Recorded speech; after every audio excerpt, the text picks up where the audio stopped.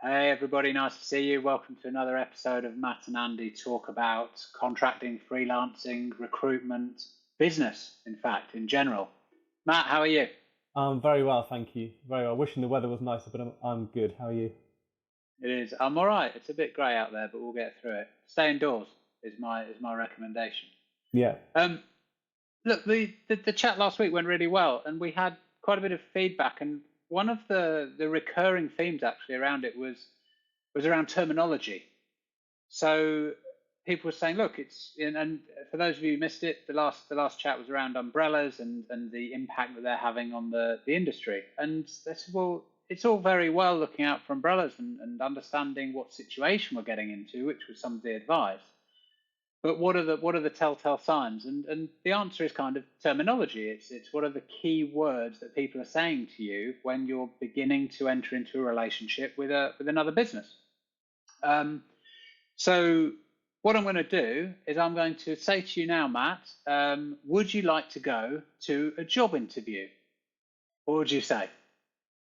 No, thank you. I run a business. I'm not looking for a job, but I'm certainly more than happy to meet to discuss what it is that you need right now, whether it's something that I might be able to help you with. It's interesting.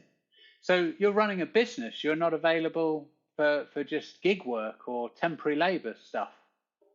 No, absolutely not. And I think if you're operating as a business, I think you've got to push back on those early signs that the client is treating and seeing you as an employee just for a limited amount of time. Interesting. Is it taking out of the scenario-based stuff? Have you ever been in this sort of situation yourself, Matt? Yeah, I have, and it's pretty common, especially when the people doing the hiring, and I'm calling it hiring rather than sourcing, just because of how they think of it. And it's pretty common when they're inexperienced and they're treating you much like they would a regular employee interview, going through a very similar kind of process. One example that stands out is it was introduced via a recruiter. Went to client site, had a meeting, and started to do the normal stuff. Oh, tell me about yourself, what it is that we do, what is it that you do, etc., etc. And I said, well, what are you actually looking for from this engagement? You've mentioned a few things that you're looking to build and develop, but what does a successful outcome look like to you? So I was trying to steer it more in the direction of an outcome-based way of thinking to anchor that around their value and their results, and see if there was a way that I could add value in that scenario, even though it was introduced by a third party. And they should like that. That sounds like a great thing. Yes, absolutely. They should like that. They should be. They have a need. That's why they've reached out. That's why they're looking for some extra capabilities of some form. Is because they have a problem that they can't solve without extra resource, without other people being involved. But what happened? What happened when you? When you mentioned you mentioned that you tried to take the conversation down a different track. How did they react? It was initially, it was good. It was positive initially. When we started to talk about outcomes and results, you could see it was starting to make them think a little bit more about what it was they were trying to achieve. And the result of that was I was asking more questions. It was like a mini consultation, really. And they're answering those questions. I was getting to elaborate on exactly what their needs were, trying to help them actually discover what those needs were during the course of that session. That started to go very well, but then you could kind of see they kind of caught themselves thinking, oh, this isn't like a normal interview, hang on a minute.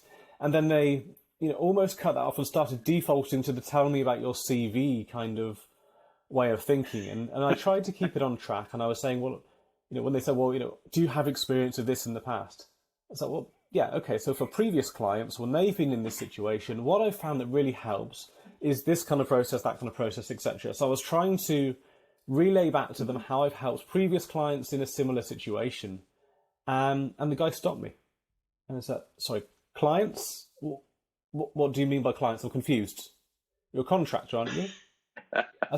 I run a business. I provide, contracting, consulting services to my clients. So it's like, okay, so people like me, people that you work for are clients.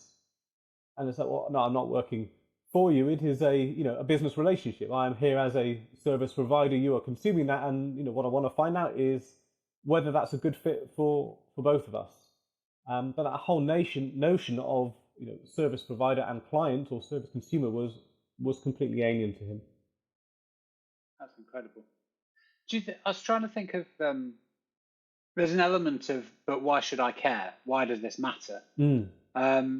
There's one really obvious thing, of course, which is IR35. If you can separate yourself out from being a service provider rather than a pseudo employee, then the whole proposition changes. Yeah. So that would be one answer as to why terminology matters. I imagine you've got some other reasons, though. I think it just starts that relationship off on the wrong footing. And it's one where the client doesn't really know what they want. They recognize that they have some problems, and they're willing to engage in a model that does not give them any certainty at all. It's day rate based.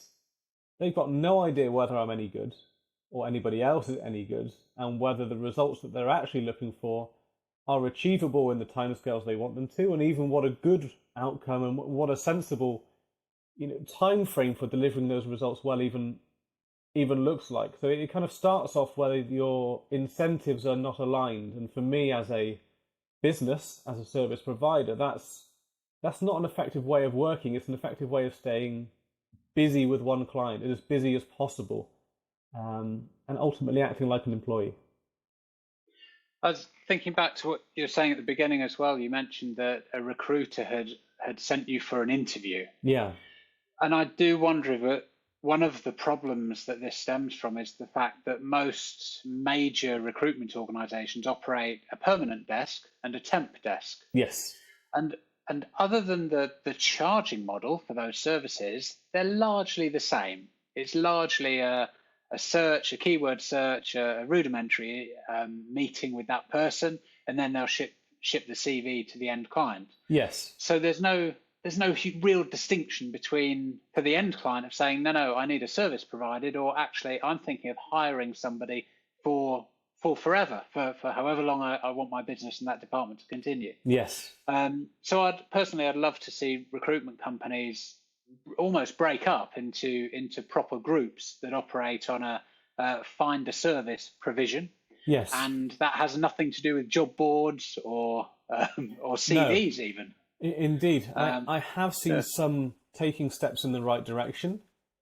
Fantastic. In that they are, when they're talking to contractors, they're talking about building delivery capability, delivery team, and building statements of work around it. I think there are still many, many legacy issues, if you like, around the transfer of CVs and submission and all the rest of it. So they are still, I'd say 80%, job-like in their approach, but they are getting better. Some of them, at least, are getting better. Some of them are improving. But I agree. I would like to see that work in a very, very different way. And I think that, we can get into that now, or we can pick that up in a separate discussion. But I've got, many thoughts on if a service provider, if a contractor really is acting as a business, how that relationship should work. And I think it's very, very different to how it currently does. Yeah, I think you're right. Why don't we pick it up next week? I'd be interested to see viewers' comments below. Reach out to us personally on social media. We're easy to find. And let us know if you've got similar examples where you've been forced into a CV/interview come pseudo-employee relationship, or if equally you've been asked to take part in one and you've managed to turn it around and educate the end client. I did have a call this week from somebody who's doing some work for BT, and it took them 2 months to re-educate them into a service management proposition, which is great news, of course, but 2 months, blimey, 2 months is an awfully long time. It is indeed. It should be a lot quicker than that. It should be easy. Yeah, absolutely. So we're here to help. Reach out and talk to us, and look forward to catching up with you next week, Matt. Yep, likewise. Take care. Awesome. Bye.